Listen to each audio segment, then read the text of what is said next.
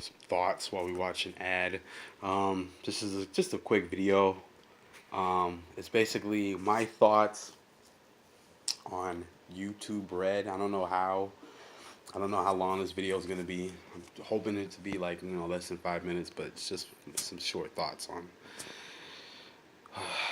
YouTube Red. And a lot of people. The more that I hear about it, the more I want to kind of get into it. Surprise, surprise.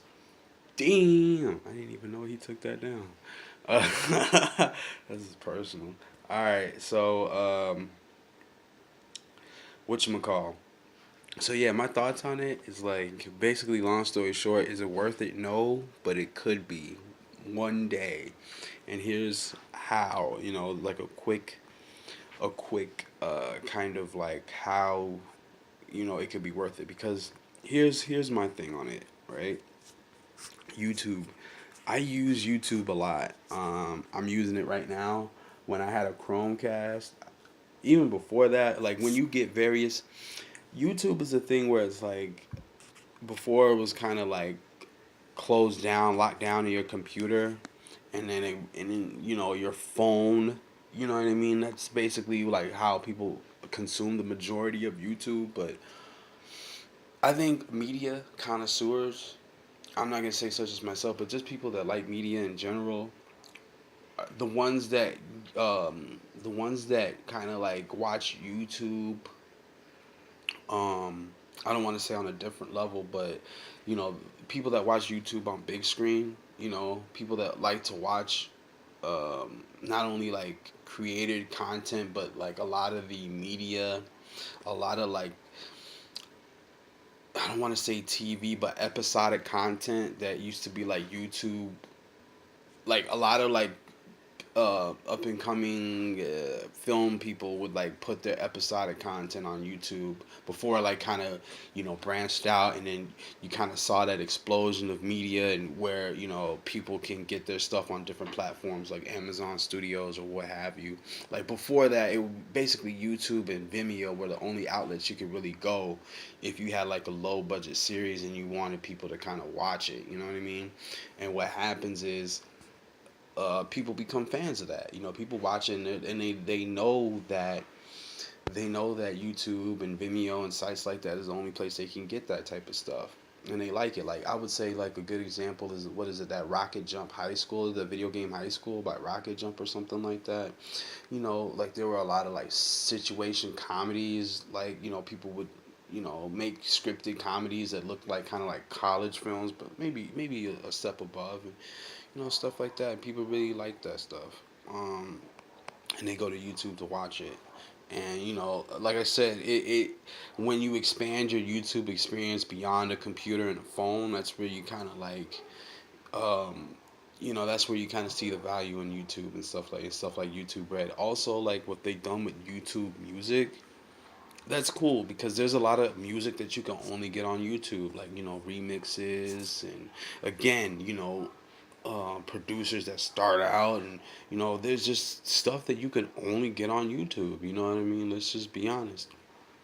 And then YouTube again, like if you get the YouTube Red, you can listen to that like it's a regular music player, and stuff like that. And then like for that to be the biggest reason to spend $10 a month is kind of like, that's kind of not shady, but it's like that's what I'm going into. That's the issue that I'm going into. Like, they should really not think of a YouTube Red and more of like a Google All Access Pass. You know what I mean? And what I mean by that is like, by us paying $10 a month, and then we just kind of get, instead of them nickel and diming it, because like, okay, I had an issue where I had a Google Music subscription that I got for $5 a month. They were doing a little promo, and that's when I was like, okay, and I actually bought it because I thought it was worth it at $5 a month.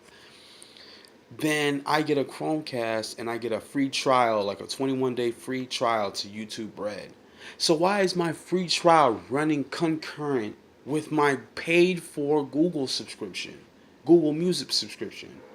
You know what I mean? Like that kind of. So they want, like, what Google wants you to do is like, what do you want me to pay for? Do you want me to pay for the YouTube Red, or do you want me to pay for the Google Music? Well, we want all your money.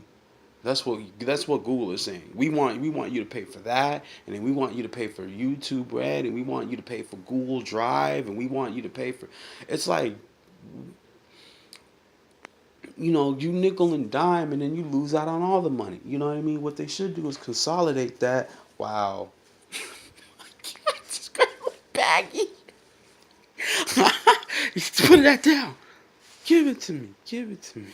All right, so. All right, so they should really have like an all access pass or something. You know what I mean? They should really have like I should pay like $10 a month, and this is how I should go. I should get Google Music. I should get YouTube Red. I should get a terabyte, at least 1 to 10 terabytes of storage on Google Drive. I should have access to all the Google features. I should get a free movie every month in my Google Movies thing. I should get discounts to the Play Store. You know what I mean? It should really be like an all access pass, like an Xbox Live thing or a PSN thing. That's where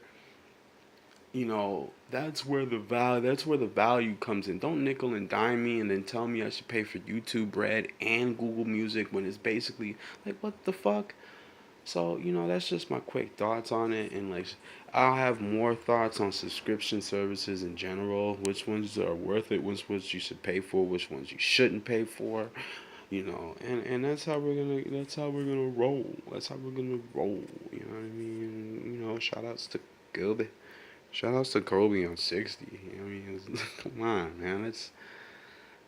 That's ridiculous. Like, talk about not leaving on a high note, but showing people like, yo, I play on a high level. You know what I'm saying? I play this on a higher level. You know what I mean? And that's what Kobe's doing here. He's like, listen, I play this on a higher level. All right. So